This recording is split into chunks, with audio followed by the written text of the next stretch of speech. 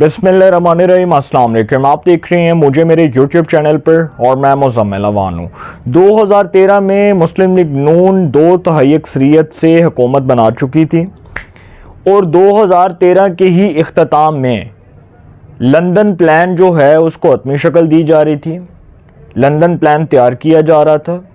London plan के करता धरतों ने ये प्लान कर लिया था, ये मंसूबा बना लिया था कि नवाज शरीफ नू किस तरह खुडे लैन लाना है।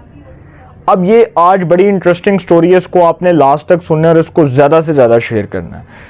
ये स्टोरी है जी, दरअसल उस वक्त जो चीफ ऑफ आर्मी स्टाफ थे राहील शरीफ साहब और उस वक्त के जो DGISI थे जनरल ज़हीरुल इस्लाम साहब, उनसे रिलेटेड। अब ये स्टोरी है दरअसल 2014 में होने वाला धरना, जो धरना प्लांटेड धरना जो मैनेज किया गया, कौन तारुल कादरी को लाया, किसने मजहबी कार्ड इस्तेमाल किया, कौन इमरान खान को सड़कों पर लाया, आज ये सारी इंफॉर्मेशन आपके सामने टू द पॉइंट रखने जा रहा हूँ।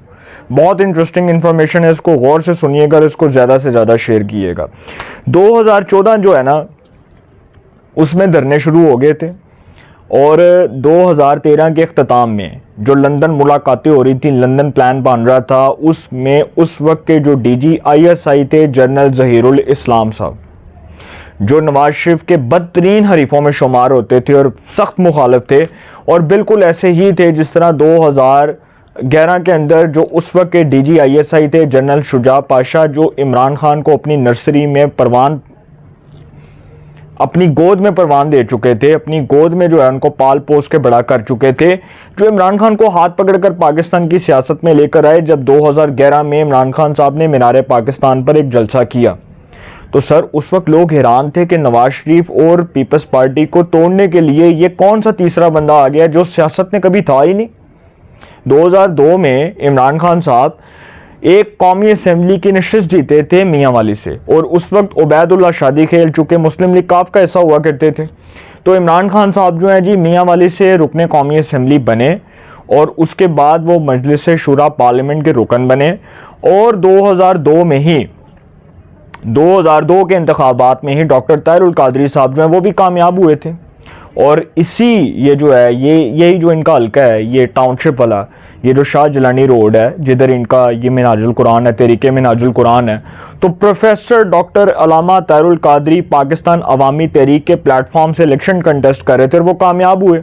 और उनके मद्दे मुकाबिल मुस्लिम लीग नून के नसीर अहमद भुट्टा जो एडवोकेट हैं, बाय प्रोफेशन लॉयर हैं, अटॉर्नी जनरल भी रहे, एडिशनल अटॉर्नी जनरल रहे, एडवाइज़र रहे, शाहिद खान अब्बासी साहब के, नवाज शरीफ के दोस्तों में शुमार होते हैं, तो वो इलेक्शन कंटेस्ट कर रहे थे, उनको शिकस्त हो गई। और 2002 में ही ये दोनों शख्सियात जो हैं तारुल कादरी और इमरान खान, ये दोनों कामयाब हुए।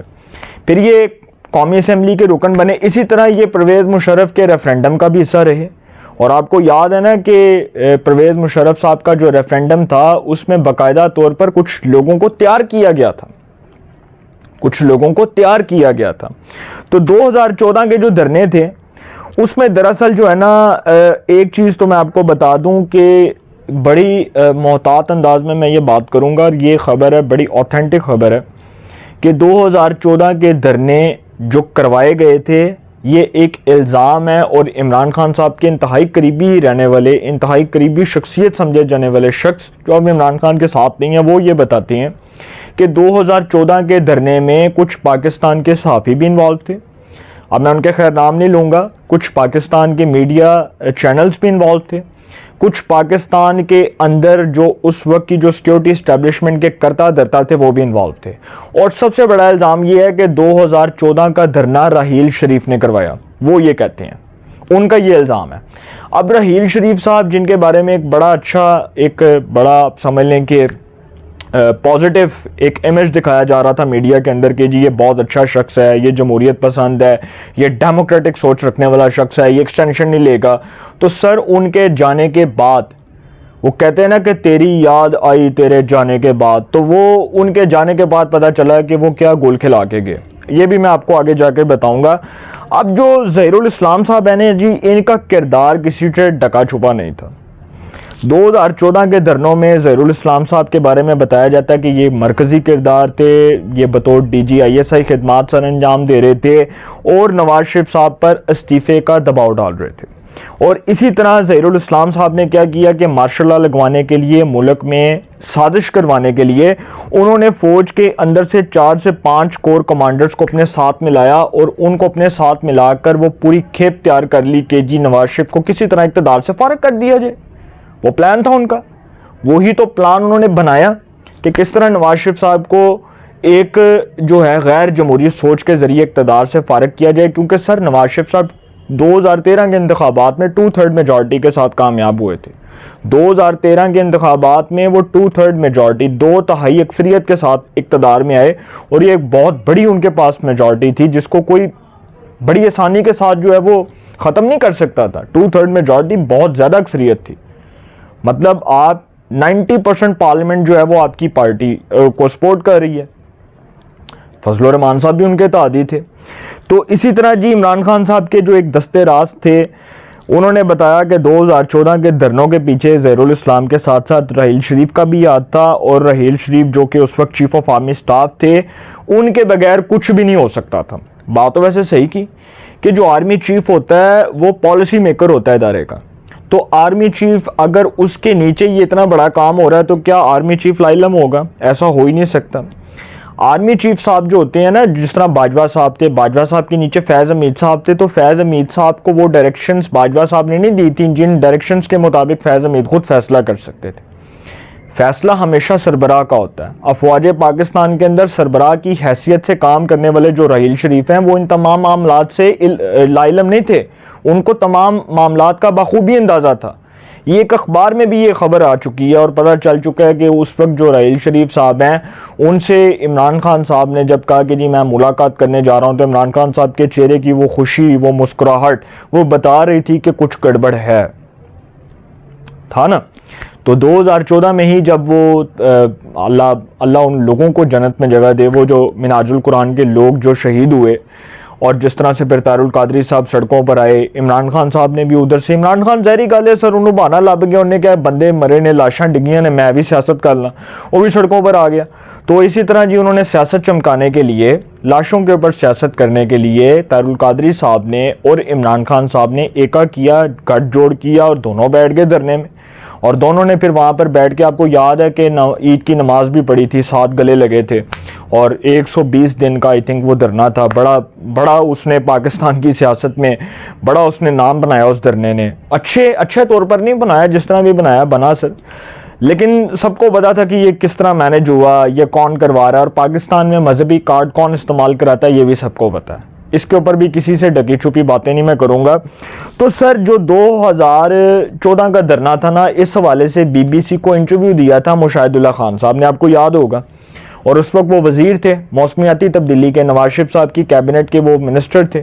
तो उन्होंने ये इंटरव्यू जब BBC को दिया तो उन्होंने इंकशाफ किया, उन्होंने बताया कि सारी चीज़ें ठीक जा रही थी, IB ने रिपोर्ट दी थी और IB की रिपोर्ट बहुत खौफनाक थी और उसमें बहुत से कता दर्दों के नाम थे। और फिर आपको शायद याद होगा कि जनरल ज़हीरुल इस्लाम साहब की ऑडियो आई थी, और वो जो ऑडियो थी उसमें सुना जा सकता था कि वो नवाज शरीफ साहब के खिलाफ कैसे साजिश रचा रहे हैं, किस तरह वो उनको हटाना चाहते हैं, इक़्तिदार से फारिग करवाना चाहते हैं। और इस हवाले से मैं आपको एक चीज़ बता दूं कि जब वो ऑडियो सामने आई माजरत के साथ, जब वो टेप सामने आई तो वो टेप जो है वो नवाज शरीफ साहब ने सुनी कान को लगाकर, और नवाज शरीफ साहब ने फौरी तौर पर तलब किया राहील शरीफ साहब को। राहील शरीफ साहब चूंकि उस वक्त चीफ ऑफ आर्मी स्टाफ थे और वो आए, उन्होंने आकर नवाज शरीफ साहब से पूछा कि जी क्या हुआ। नवाज शरीफ साहब ने कहा कि जी वेखो ए तुहाडे इदारे का बंदा होंदे करतूत ने, ए सुनो ज़रा।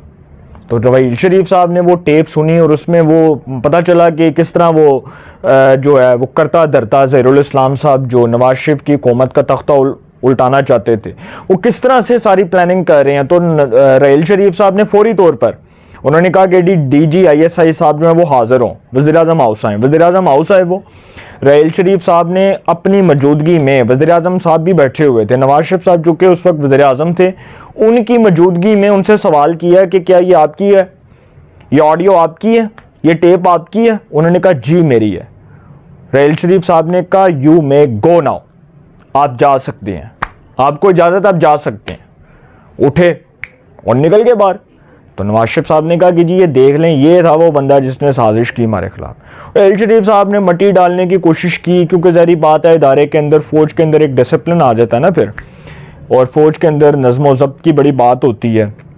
बेशक रहील शरीफ साहब लोगों को बहुत अच्छे लगते थे, लेकिन लोगों को था कि रहील शरीफ तो बड़ा जमहूरियत पसंद है, बड़ा जो है वो डेमोक्रेटिक थिंकिंग, डेमोक्रेटिक सोच रखने वाला इंसान है। लेकिन सर जो रहील शरीफ साहब करतूत अंदर वो गुल खिला रहे थे ना, वो सबको पता था। वो बड़े गेमर बंदे थे। वो किस तरह कर रहे थे, 2014 के धरने उनके कहने पर हुए, लंदन प्लान के वो मरकजी किरदार थे, हिस्सादार थे उसके। और उसमें एक दो शख्सियात ऐसी थी मीडिया की जिनका मैं नाम नहीं लूँगा, खैर उसमें ये सारा कुछ जो है ना ये इसी तरह हुआ। फिर आपको एक चीज़ जो मैं बताने जा रहा हूँ बड़ी इंपॉर्टेंट और बड़ी इंटरेस्टिंग है, वो ये कि अभी जिन लोगों को इस बात पर यकीन नहीं आ रहा कि रहील शरीफ साहब इसमें क्यों इन्वॉल्व हो सकते हैं यार, इसकी असल ऑथेंटिक रीज़न मैं आपको बताता हूँ कि जो नून लीग की हुकूमत में डॉन लीक्स हुआ था वो रहील शरीफ साहब ने कराया था। ताली मारो सर मेरे आते, खबर दे दी आपको, रहील शरीफ ने कराया था वो डॉन लीक्स। और इसीलिए कराया था क्योंकि रहील शरीफ जो है उसने अपनी एक्सटेंशन लेने के लिए डॉन लीक्स करवा दिया, और डॉन लीक्स में नाम बदनाम करवाया फौज का और पाकिस्तान की सिक्योरिटी एस्टेब्लिशमेंट जो है वो। बाद में वो आया था ना कि डॉन लीक्स के वाले से नोटिफिकेशन आ गया, उसको मुस्तरद कर दिया गया, उस वक्त की पाकिस्तान की सिक्योरिटी एस्टेब्लिशमेंट ने कर दिया। तो डॉन लीक्स होते होते ये इसलिए करवाया गया था कि रहील शरीफ साहब ने डॉन लीक्स इसलिए करवाया था कि वो अपनी एक्सटेंशन लेना चाहते थे, वो चाहते थे उनको तोसी मिले। और आखिर तक ये बात होती रही कि जी वो तोसी नहीं चाहते, तोसी नहीं चाहते। और अरफान सदीकी साहब ने इस हवाले से कॉलम भी लिखा है, और वो जो कॉलम है उसमें उन्होंने जिक्र भी किया है कि रहील शरीफ साहब किस तरह से एक्सटेंशन लेना चाहते थे। उन्होंने डॉन लीक्स के हवाले से मई 2013 अरफान सदीकी साहब जो नवाज शरीफ साहब के एडवाइज़र रहे, सीनियर सहाफ़ी हैं, पाकिस्तान के मुमताज़ कालम नवीस हैं, मुमताज़ जो है वो तज्ज़िया निगार हैं, और बहुत बेबाक और बहुत जो है वो आप खरे तज्ज़िए वो मैं कहता हूँ करते हैं। तो उन्होंने 2 मई 2023 को रोज़नामा दुनिया के अंदर जो कॉलम लिखा वो इस उन्वान से लिखा कि जो रहील शरीफ साहब थे वो किस तरह डॉन लीग्स के जो है वो ऊपर एक्सटेंशन लेना चाह रहे थे। और उन्होंने सारी जो है ना उसके अंदर पता नहीं मैंने लिखा है या आई डोंट नो, मुझे याद है या नहीं याद, बहरहाल मैंने लिखा ज़रूर था। तो उन्होंने उसमें जो है ना इस चीज़ का जिक्र किया था। मैं आपको बताता हूँ कि डॉन लीग्स हैरत कदे का आखिरी सफ़र, इसमें रहील शरीफ साहब का पूरा जिक्र है कि वो किस तरह से पाकिस्तान की सिक्योरिटी इस्टेब्लिशमेंट को अपनी एक्सटेंशन के चक्करों में बदनाम कर रहे थे, किस तरह उन्होंने उसका हुलिया बिगाड़ने की कोशिश की, और किस तरह से उन्होंने डॉन लीग्स नून लीग की हुकूमत में ही करवाया। और फिर तारिक फातमी, उनको भी हटाया नवाज शरीफ ने, बड़े अच्छे दोस्त थे। मुशर्रफ दौर में भी तारिक फातमी नवाज शरीफ साहब के प्रिंसिपल सेक्रेटरी रहे, उनके करीबी रुफ़का में शुमार होते रहे। और फिर मुशाहिदुल्लाह खान साहब को हटाया गया कि जी उन्होंने BBC को इंटरव्यू दिया है, और फिर मरीम नवाज़ के ऊपर नाम लगा दिया गया। और फिर वो आपको पता है ना कि वो ज़ाहिर बात है वो किसी तरह नवाज शरीफ को ट्रैक से हटाना था। 2014 में वो धरना कामयाब नहीं हुआ और वो फ्लॉप हो गया लंदन प्लान। तो उसके बाद नवाज शरीफ साहब का रास्ता हमवार हो गया, उनका कामयाबी का रास्ता जो है वो डेफिनेटली खुद ब खुद हमवार हो गया। तो उसको किसी तरह खोडे लाइन लगाने के लिए 2014 के धरने के बाद ये सारा करता धरता जो थे उन्होंने डॉन लीक्स करवा दिया कि डॉन लीक्स के जरिए नवाज शरीफ को फारग कर देंगे। और फिर सर वो बहाना बनाया कि वो जो नोटिफिकेशन है उसको मुस्तरद कर दिया, वो जी ऐसे था, वो सब एक्सटेंशन का रोला था। रहील शरीफ साहब और ज़हीरुल इस्लाम साहब मरकज़ी किरदार थे, और ज़हीरुल इस्लाम के ऊपर तो जो इल्ज़ामात हैं वो पाकिस्तान की सिक्योरिटी इस्टेब्लिशमेंट में मैं समझता हूँ कि वो पाकिस्तान की सिक्योरिटी इस्टेब्लिशमेंट के अंदर शायद बाजवा और फैज़ हमीद पर इतने इल्ज़ामात ना हों जितने ज़हीरुल इस्लाम के ऊपर हैं। 2022 में जो हुए थे इलेक्शंस हुए थे, ये जो ज़िमनी इलेक्शंस हुए थे 20 नशस्तों के ऊपर, जब जिन अरकान ने हमजा शहबाज को वोट कास्ट किया था, जिन अरकान ने PTI के मुनहरिफ अरकान ने हमजा को वोट दिया था, उन अरकान के वोट कास्ट करने के बाद जिस तरह से उनको डी सीट किया गया इलेक्शन कमीशन की जानिब से, और इलेक्शन कमीशन ने फिर उनको डी सीट करके उनको जो है वो डिसमिस कर दिया उनकी नशस्तों से। तो जब इलेक्शन हो रहे थे तो पिंडी के अंदर जो पीटीआई के कैंडिडेट थे कर्नल रिटायर्ड शब्बीर अवान, उनकी कैंपेन कौन कर रहा था? जहीरुल इस्लाम। एजाज सैयद साहब ने सवाल किया ना, आप यहाँ पे क्या कर रहे हैं, तो वो उन्होंने जवाब ही नहीं दिया आगे से। तो सर ये इमरान खान को लाने में पाशा और जहीरुल इस्लाम ने बड़ा रोल प्ले किया, और ये जो सारा कुछ हुआ इसके जो करता धरता थे, जो इसके मरकज़ी किरदार थे, उन्होंने पाकिस्तान को इस नहज तक पहुँचाया। मेरा काम था आप तक इन्फॉर्मेशन रखना, मैंने आप तक सारी इन्फॉर्मेशन रखी। डॉन लीक्स भी बता दिया किसके कहने पर हुआ, एक्सटेंशन लेना कौन चाहता था, कौन ये सारा कुछ कर रहा था, ये सारी चीज़ें जो ऑन द रिकॉर्ड हैं, ये किसी से ढकी छुपी नहीं है। अपनी राय का कमेंट्स में ज़रूर इज़हार कीजिएगा। इंशाल्लाह एक नए सेगमेंट के साथ फिर मुलाकात होगी। अपना बहुत ख्याल रखिएगा। आला निगहबान।